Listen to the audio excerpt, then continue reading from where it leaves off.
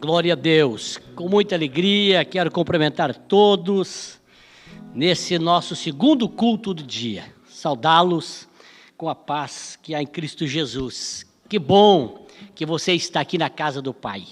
Aqui é onde o Senhor ordena a bênção e a vida para sempre.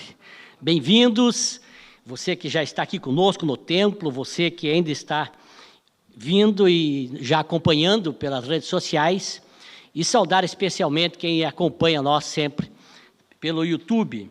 Deus abençoe a todos os nossos amados irmãos. Como é bom poder louvar a Deus e saber que Cristo venceu a morte. Cristo venceu a morte. E esse mesmo tema é Messias. Messias. Já pela manhã tivemos um abençoado culto com uma atmosfera espiritual muito boa. Nós pudemos acompanhar e ver como Deus abençoou esse culto pela manhã, a ministração dos louvores e também da palavra de Deus. Nós queremos então meditar na palavra. Vamos convidar a todos para nós ler um texto da Bíblia. O tema desse mês, já fiz menção, que é Messias, o Salvador prometido. O Salvador prometido. Nós vamos ler o texto de Gênesis, capítulo 3, versículo 15. Gênesis, capítulo 3, versículo 15, a promessa do Messias. A promessa do Messias, que diz assim, está aqui na tela: porém, inimizade entre ti e a mulher, e entre a tua descendência e a sua descendência, e esta te ferirá a cabeça, e tu lhe ferirás o calcanhar. Esse é o versículo do mês. Eu quero falar aos irmãos desse cumprimento dessa promessa, do cumprimento da promessa do Messias. E eu quero dar um tema para essa reflexão: o ápice da obra do Messias, que fez por mim e fez por você. O ápice da obra do Messias, que fez por mim e fez por você. Mas antes eu não posso deixar de citar um texto, meus amados, de João 14, 6, que diz: respondeu Jesus, eu sou o caminho, a verdade e a vida. Ninguém vem ao Pai senão por mim. Jesus, ele está aqui enfatizando que não existe caminhos, existe um, e ele é o caminho. Ou seja, para você chegar a Deus, só existe um caminho, é Jesus. E esse caminho passa pelo Calvário, passa pelo Calvário. Vamos lá, Mateus 6, 26 e 39. É o texto que eu quero me basear para falar sobre o ápice da obra do Messias. Diz o texto: e adiantando-se um pouco, prostrou-se com o rosto em terra e orou dizendo: meu Pai, se é possível, passa de mim esse cálice, todavia não seja como eu quero, mas como tu queres. Voltando para os discípulos, achou-os dormindo e disse a Pedro: assim nem uma hora pudeste vigiar comigo? Vigiai e orai, para que não entreis em tentação. O espírito, na verdade, está pronto, mas a carne é fraca. Retirando-se mais uma vez, orou dizendo: Pai, se este cálice não pode passar sem que eu o beba, faça-se a tua vontade. E voltando outra vez, achou-os dormindo, porque os seus olhos estavam carregados. Deixando-os novamente, foi orar terceira vez, repetindo as mesmas palavras. Então voltou para os discípulos e disse-lhe: dormi agora e descansai.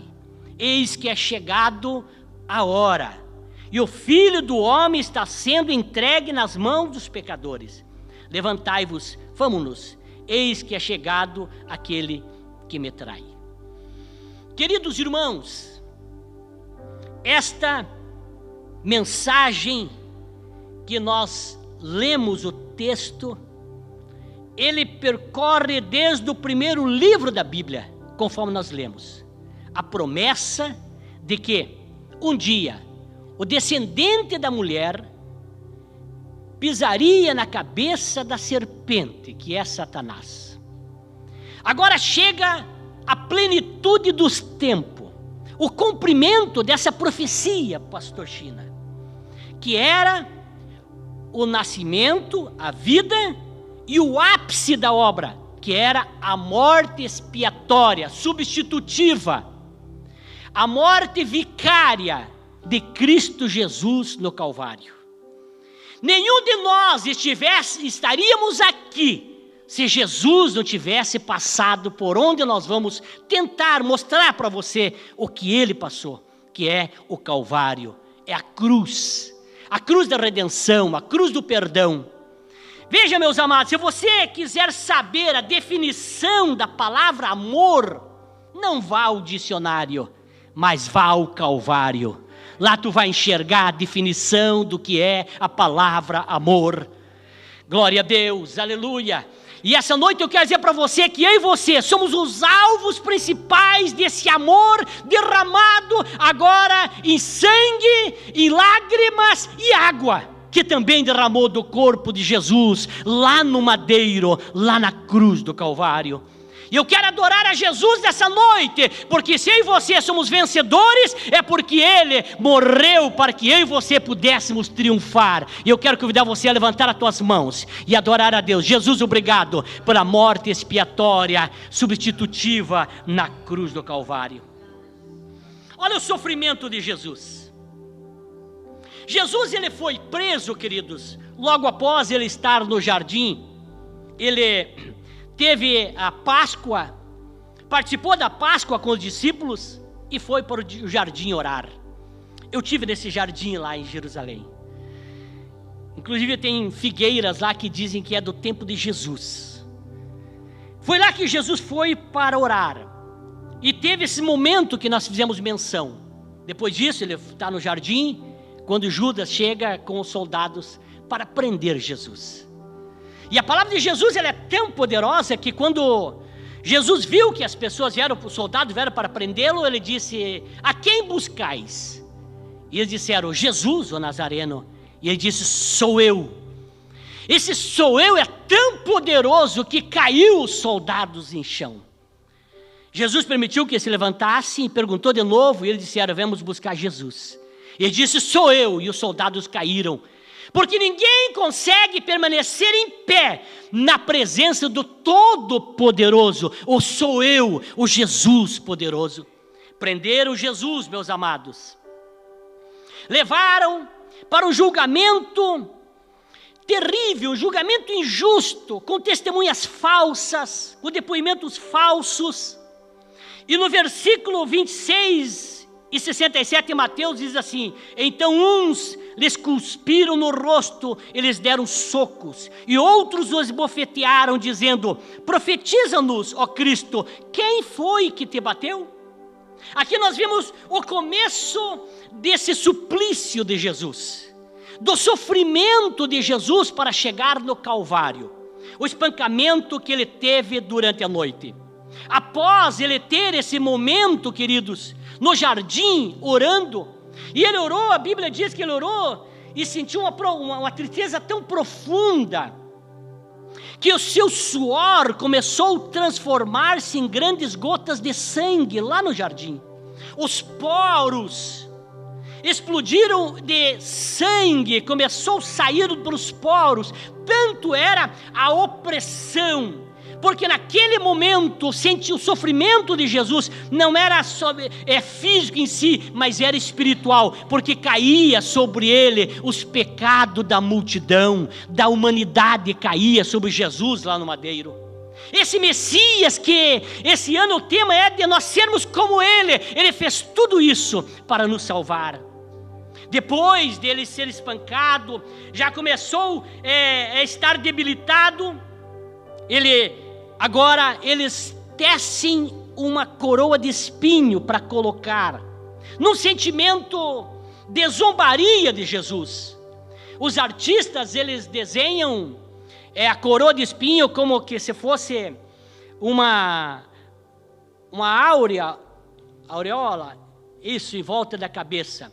Mas os estudiosos, eles dizem que foi tipo, como que fosse um gorro, uma touca de espinho, que cobria toda a cabeça.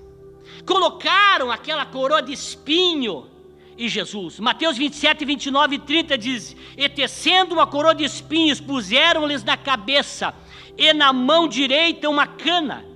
Ajoelhando-se diante dele, escarneciam, dizendo: salve, rei dos judeus. E cuspindo nele, tiraram-lhe a cana e batiam-lhe com ela na cabeça. Jesus, depois de ser espancado no rosto, esbofeteado, agora tem a coroa de espinho, e eles batem com aquela cana na cabeça, e contam-nos os historiadores que penetrava no crânio. E diz os médicos que a cabeça, o couro cabeludo, é onde tem muito sangue, muitas veias. E ao baterem com aquela cana na cabeça de Jesus, os espinhos penetravam e ele começava a sangrar. E a Bíblia vai dizer, e não temos tempo, claro, para nós detalhar, mas a Bíblia vai mostrar para nós que em nenhum momento Jesus reclamou. Passou a noite orando, o seu sangue, o seu suor transformando-se em grande gota de sangue, depois agora é esbofeteado durante a noite, e zombam dele dizendo, porque jogaram uma toalha no rosto dele, batiam e perguntavam: agora tu revela quem é. E depois disso colocam a coroa de espinho e bate na cabeça dele, e ele começa a sentir muitas dores. Esse foi o ápice da missão de Jesus. Isaías, o profeta messiânico, o profeta era como fosse o evangelista do Antigo Testamento. Lá no capítulo 1, versículo 6 de Isaías, ele disse o seguinte: Isaías: desde a planta do pé até a cabeça não há nele coisa sã, há só feridas, contusões e chagas vivas. Não foram espremidas, nem atadas, nem amolecidas com óleo. Isaías, ele teve uma visão, enxergou Jesus passando por esse martírio, por esse sofrimento. Ei, irmão, eu gostaria que essa noite você tentasse enxergar a cena de Jesus. Você pudesse chegar nessa cena e você poder apalpar o próprio Jesus e passar as tuas mãos sobre a coroa de espinho que estava sobre a cabeça de Jesus, os ferimentos que ele teve, e sentir quanto ele sofreu para ser o Messias, o Salvador meu e teu. Ele fez por mim, ele fez por você, ele fez por nós isso lá no madeiro. Olhe bem, meus queridos, eles dão uma cruz para Jesus. Eles dão uma cruz para Jesus. João 19:17 diz que ele começa a transportar a cruz. Ele diz: tomaram, pois, a Jesus, e ele, carregando a sua própria cruz, saiu para o lugar chamado Caveira, que em hebraico se chama Gólgota. Se chama Gólgota. Jesus, queridos, ele carrega uma cruz. E aí, os irmãos sabem que há muitos artistas que enfeitam, fazem, e até mesmo os pregadores pregam tantas coisas que não está na Bíblia. Como, por exemplo, dizer que Jesus caiu 3 vezes. Na verdade, mais uma vez, eu fui reler, e hoje reli, busquei nos evangelhos, onde é que está que Jesus caiu? Porque muitos dizem que Jesus caiu, tem cenas, tem filmes que Jesus caiu. Jesus não caiu. Jesus, meus amados irmãos, carrega uma cruz, que segundo os estudiosos, essa cruz, ela era o patíbulo que ele transportou, que é a parte transversal da cruz. A estaca, aquela parte vertical da cruz, ela ficava sempre já cravada no lugar, lá no Monte Caveira. Eu estive lá, eu e a irmã Vera, em 2015. Nesse Monte Caveira, inclusive, tem uma caricatura nas próprias rochas de Caveira, porque ali era o lugar da sentença. Hoje tem uma avenida muito grande que passa asfaltado ali, e era já naquela época de Jesus uma rua, que não era calçado obviamente, mas era uma rua grande, espaçosa, onde passavam muitas pessoas. Porque ali naquele lugar, naquele monte, aonde se condenava, se crucificava as pessoas que tinham feito tão mal à sociedade, pessoas que tinham sido criminosas, pessoas que tinham feito barbáries, pessoas que a sociedade tinha vontade de se vingar delas, e elas eram condenadas à pena capital, que era a pena de morte. E a morte mais humilhante para a pessoa que cometia o maior crime, a pessoa que queria humilhar ela, era a morte de cruz. Jesus, a Bíblia diz, meus amados, que ele foi considerado e colocado entre os criminosos, os pecadores. Dependuravam o criminoso lá naquela cruz, queridos, para que a sociedade passasse naquela avenida que tinha embaixo e olhasse e pudesse ver que o crime não valia a pena, não compensava. O criminoso, queridos, ele era levado até ali. Jesus, ele carrega agora a cruz, que completa a cruz é mais de 100 quilos. Mas a cruz que ele carrega, segundo os historiadores, eu estou tentando ser o máximo verdadeiro aqui com a história e a Bíblia, era o patíbulo, aquela haste transversal que pesava em torno de no mínimo 50 quilos.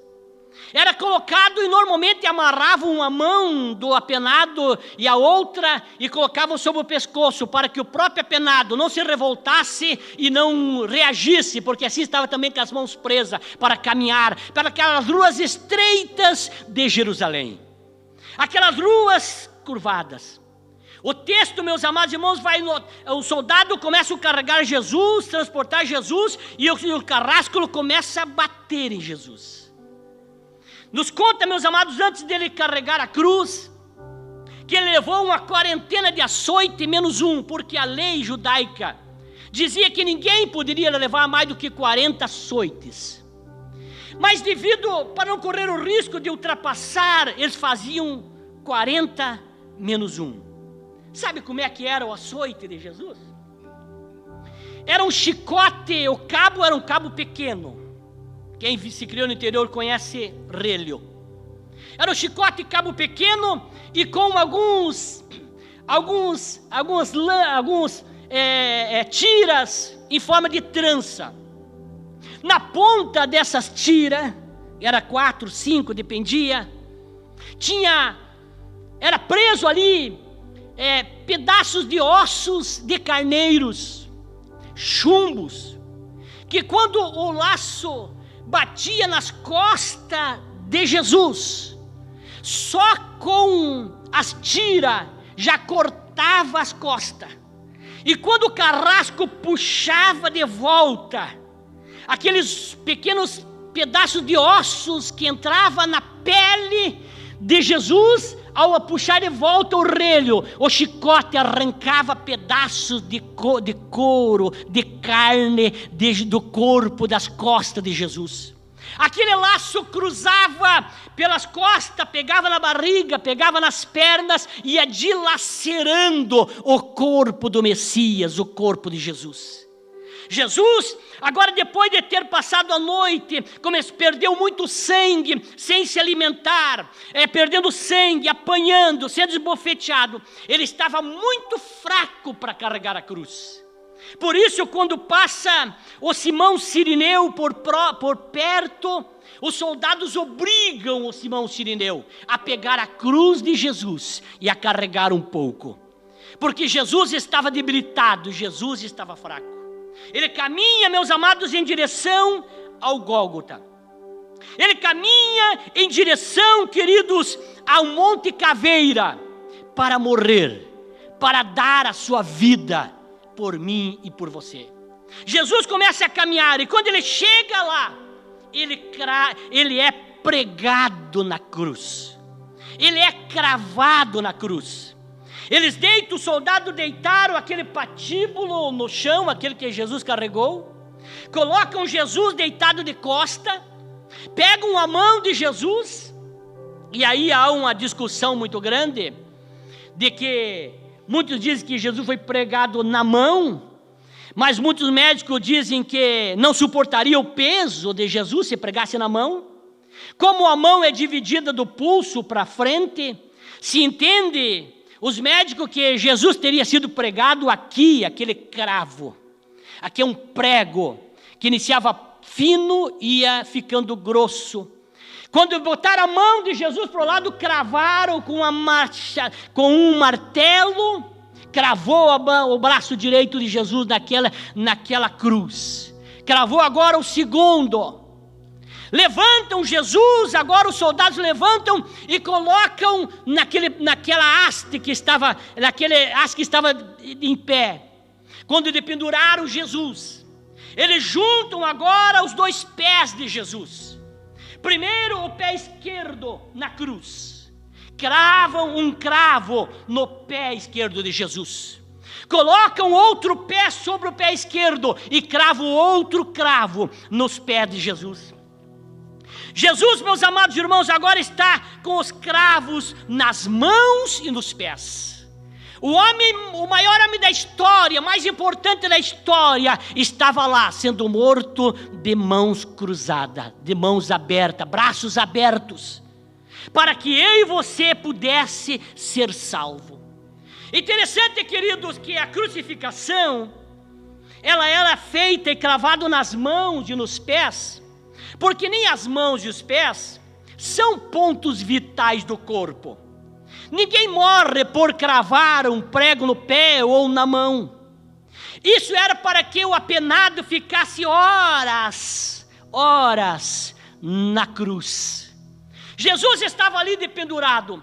Quando ele baixava o corpo, asfixiava-se, apertava o pulmão, apertava o coração. Ele inspirava e não podia respirar. Começava a perder o oxigênio e ele forçava as pernas para levantar, para poder respirar. O texto vai dizer que ele estava lá das 9 da manhã até o meio-dia. Jesus estava nessa agonia. Tinha que forçar os pés para levantar, para poder respirar. Quando cansava a dor, ele baixava.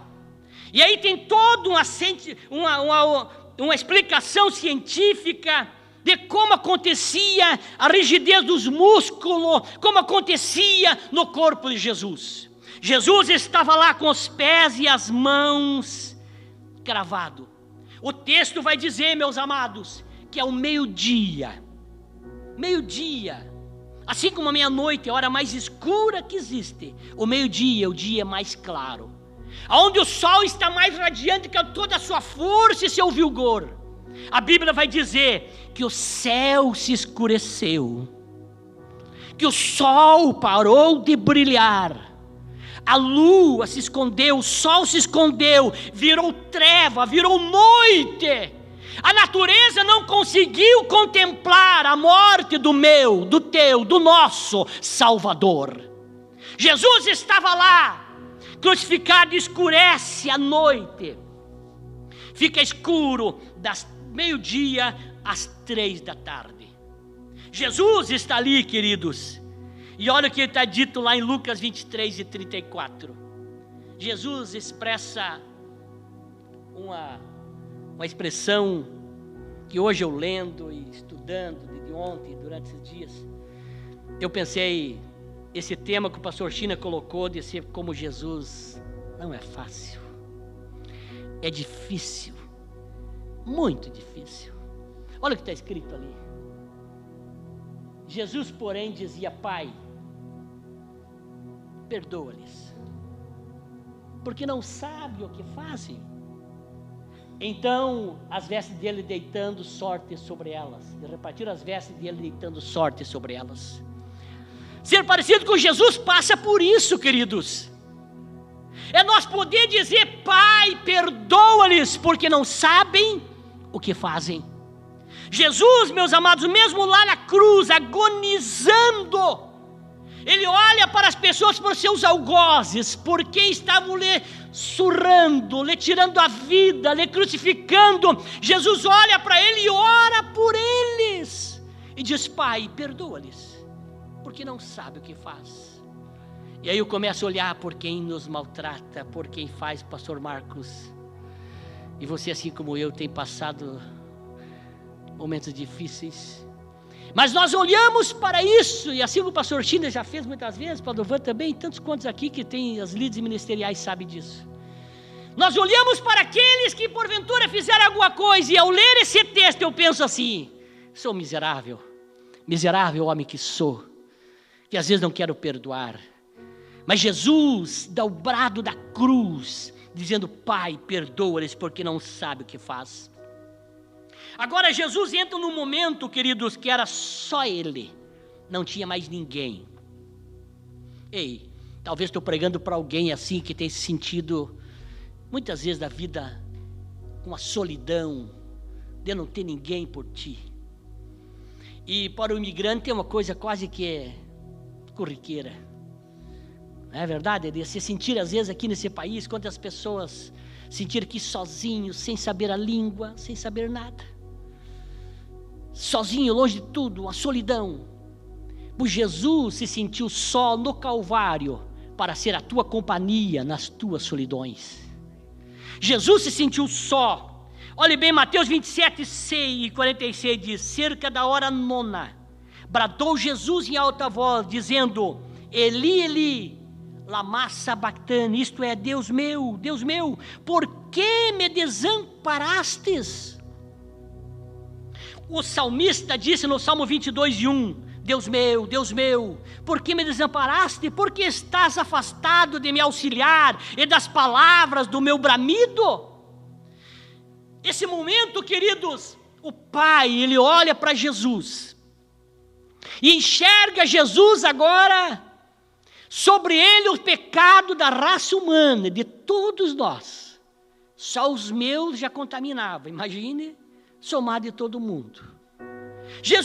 Deus olha para Jesus lá, e mesmo que Deus quisesse fazer alguma coisa, não podia, porque tinha um projeto a ser cumprido. Jesus precisava concluir a sua obra redentora, ele precisava doar-se, e ele sente só. A solidão invadiu Jesus daquela cruz. A sua mãe não pôde fazer nada, os seus irmãos não puderam fazer nada, os seus discípulos não puderam fazer nada, o mesmo Pai, o Deus, não pôde fazer porque era necessário. Ei, irmão, essa noite vim para te dizer: Jesus morreu só no Calvário, para que quando você estiver angustiado, triste, desamparado, você possa dizer: Jesus, agora eu tenho uma companhia, o Senhor é minha companhia. Essa noite eu vim dizer para você que você não está sozinho. Pode alguém ter virado as costas para ti, pode alguém ter te abandonado, mas a palavra de Deus nos diz o seguinte: que a mãe que amamenta o filho pode esquecer-se do filho, mas o Pai não esquece de você. Essa noite eu vim dizer para você que Jesus morreu só, se sentiu só no Calvário, para que eu e você pudesse sentir nessa noite o toque dEle, o amor dEle, a presença dEle, a alegria dEle, a esperança dEle no nosso meio. Eu sinto a presença desse Jesus. Glória a Deus. João capítulo 19, versículo 30. Nós vamos ver a morte de Jesus. Jesus disse: está consumado, tetelestai. Um dia Deus pode me dar a oportunidade de eu pregar sobre o que é o tetelestai. O que quer dizer está consumado? Mas tem uma profundidade muito grande. Ele disse: está consumado, e inclinando a cabeça, entregou o seu espírito. Jesus não mataram ele. Ninguém matou Jesus. Ninguém tirou a vida de Jesus. Ninguém que pregou Jesus da cruz. Foi ele que voluntariamente, Lula, se entregou por mim, se entregou por você, se entregou por nós voluntariamente. Ele tem o poder nas suas mãos, a essência da vida está na palma das suas mãos, e Ele dá e tira quando Ele apraz. Ele tinha sob o controle a vida, e Ele disse assim: eu vou entregar agora o meu Espírito. Ele entregou o Espírito e morreu. Agora tem todo um contexto, mas nós vamos ver que os soldados, era lei, porque como eu disse no início, que os braços e as mãos, os pés e as mãos não são pontos vitais, quer dizer que o apenado poderia levar dias até preso lá na cruz. Mas tinha uma lei que dizia que não podia ficar mais do que tantas horas. Então tinham que quebrar as pernas do apenado. Por quê? Porque quebrando as pernas do apenado, ele não podia mais se firmar para poder respirar. Aí morria asfixiado mais rápido. Mas Isaías profetizou, e a Bíblia é fantástica, irmão. Isaías diz que nem um osso do seu corpo seria quebrado. Isso há 700 anos antes, Isaías profetizou isso. Antes do soldado chegar para ver, para quebrar as pernas dos outros apenados, um do lado do outro de Jesus. E quando chegaram Jesus já estava morto. Não foi preciso quebrar, por quê? Porque a palavra de Deus não cai no chão, não é vazia. Ei, se tu tem uma palavra de Deus, sabe que essa palavra não cairá no chão. A palavra do Senhor se cumprirá na tua vida. Ela é fiel, ela é verdadeira. A palavra que tu tem de Deus, vá para casa hoje tendo convicção que passe o que tu passar, ela vai se cumprir na tua vida. Pode ter certeza, Isaías profetizou e cumpriu. Agora, o soldado, antes de entregar o corpo para José de Arimateia, e tem todo um contexto lindo para falar, ele tinha que conferir, e era lei, ele tinha que cravar uma lança, e cravaram a lança do lado direito de Jesus. O soldado estava, a cruz, estuda-se que ela tinha em torno de 2,5 metros de altura, a cruz. O soldado pega a espada, uma lança que tinha na mão, que fazia parte da armadura do soldado, e crava ao lado de Jesus, entre a quinta costela. E ele entra, e nós achamos que o coração é só desse lado. Não, aqui na verdade é a parte que bate do coração, mas o coração ele é meio atravessado aqui, e ele fica aqui no meio. Tem toda uma explicação científica, não vem ao caso. E ali se reserva, depois que a pessoa morre, se reserva ali, tem um reservatório de sangue. E ali também se acumula água do pulmão. E quando entra aquela espada, aquela lança, entra, crava e sai o resto do sangue de Jesus. Sabe por quê? Porque Jesus queria derramar todas as gotas de sangue na cruz. Ele não queria ficar nenhuma gota de sangue no corpo. Todo o sangue dele tinha que ser derramado para a remissão dos meus e dos teus pecados. Olhe bem, versículo 34, contudo um dos soldados lhe feriu de um lado com uma lança, e logo saiu sangue e água. Agora veja, Jesus desce tiram Jesus da cruz, tem todo um contexto, e levam Jesus para a sepultura. Próximo dali tem o jardim. O jardim, João 19, 41, 42 diz, no lugar onde Jesus foi crucificado, havia um jardim. E nesse jardim um sepulcro novo, em que ninguém ainda havia sido posto. Ali, pois, por ser a véspera do sábado dos judeus, e por estar perto aquele sepulcro, puseram Jesus. Jesus é colocado num sepulcro novo. É preparado o corpo dele e colocado lá. Mas eu tive lá. Olha a próxima tela. Vamos ver a próxima tela.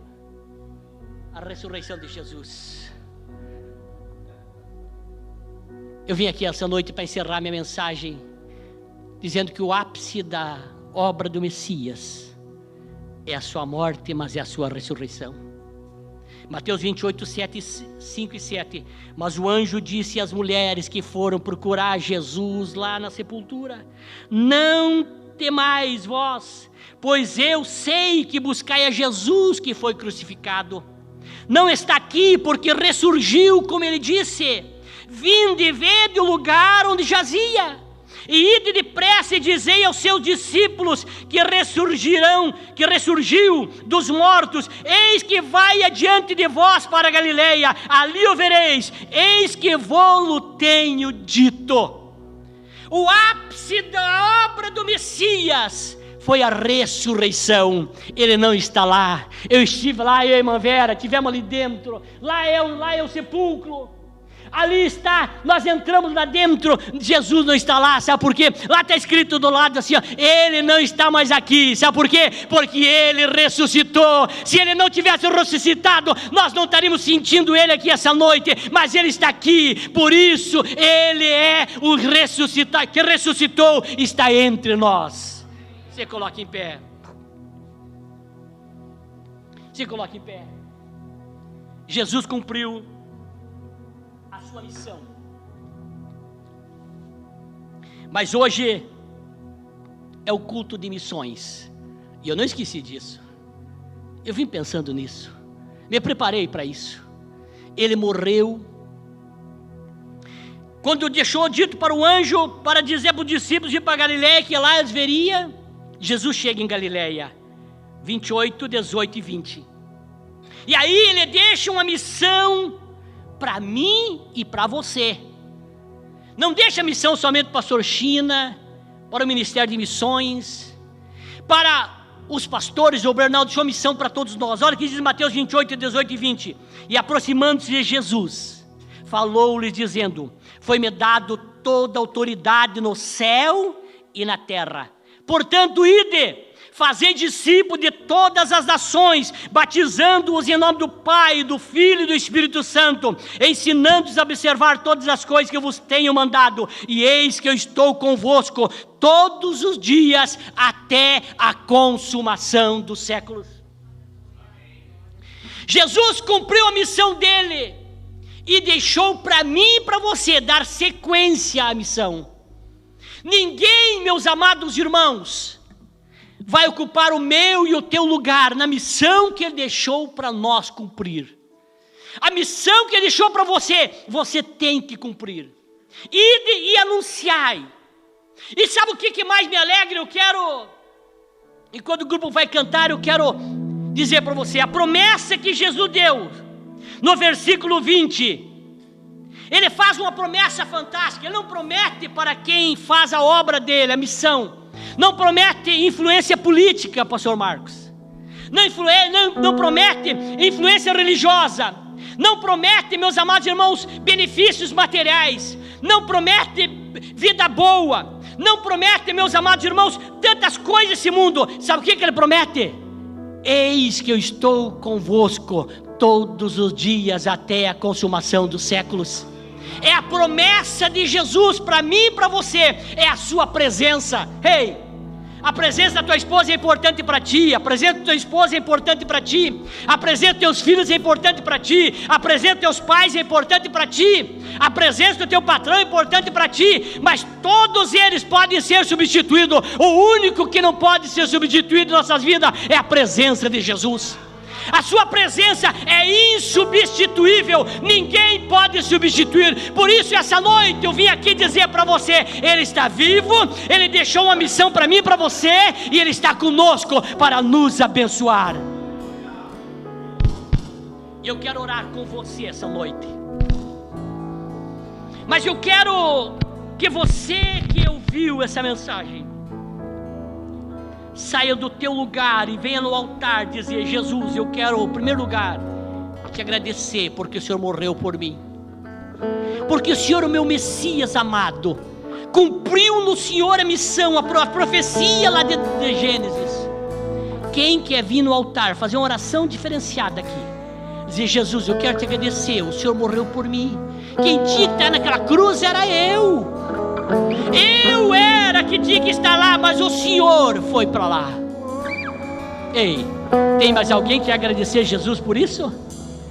Tem mais alguém que quer agradecer Jesus porque Ele morreu na cruz por você? Olha aqui, tem vindo pessoas aqui agradecer a Jesus. Obrigado, Senhor.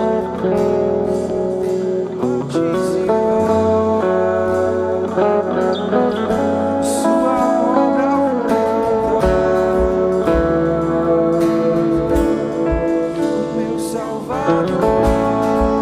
quero que nessa oração que tu vai vir aqui agradecer Jesus, você vai vir aqui dizer: Jesus, eu quero ser e cumprir a missão que o Senhor deixou para mim, que é fazer a tua obra. Quem mais quer passar no altar e dizer: Jesus, eu quero fazer aquilo que o Senhor deixou para mim fazer? Tem mais alguém? Olha aí, Ele levou sobre si as nossas dores, as nossas enfermidades. O castigo que nos traz a paz estava sobre Ele, e pelas suas pisaduras fomos sarados.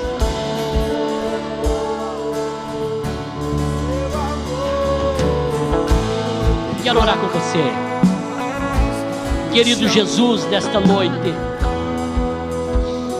Eu ministrei a tua palavra, Senhor. Eu trouxe a memória de cada um de nós essa noite o seu sacrifício vicário, seu sacrifício perfeito lá na cruz. Ó Jesus, o Senhor nos ensina. Jesus querido, tantas lições maravilhosas lá na cruz. Essa noite eu quero te agradecer, Jesus, porque se não houvesse o Calvário eu não estaria aqui. Se não houvesse a sua morte expiatória, substitutiva, perfeita, completa, eu não estaria aqui nesta noite. Não teria razão de existir a Harveyfield Church, não existia razão de existir os músicos, não existia razão de existir os obreiros, se não houvesse o Calvário. Mas porque houve o Calvário, nós estamos aqui, nós estamos te adorando, nós estamos te exaltando, nós estamos te bendizendo, Senhor. Jesus está aqui, pessoa, diante do altar, reconhecendo a sua morte, reconhecendo, Jesus, tudo que o Senhor fez. Nessa noite, Senhor, eu lhe peço, nos ajuda agora, Senhor, a fazer a obra que o Senhor nos deixou para fazer, que muitas vezes é pesado, é difícil, mas eu quero te adorar, meu Pai. Ó Deus, eu oro, eu abençoo a todos com a tua graça, Pai.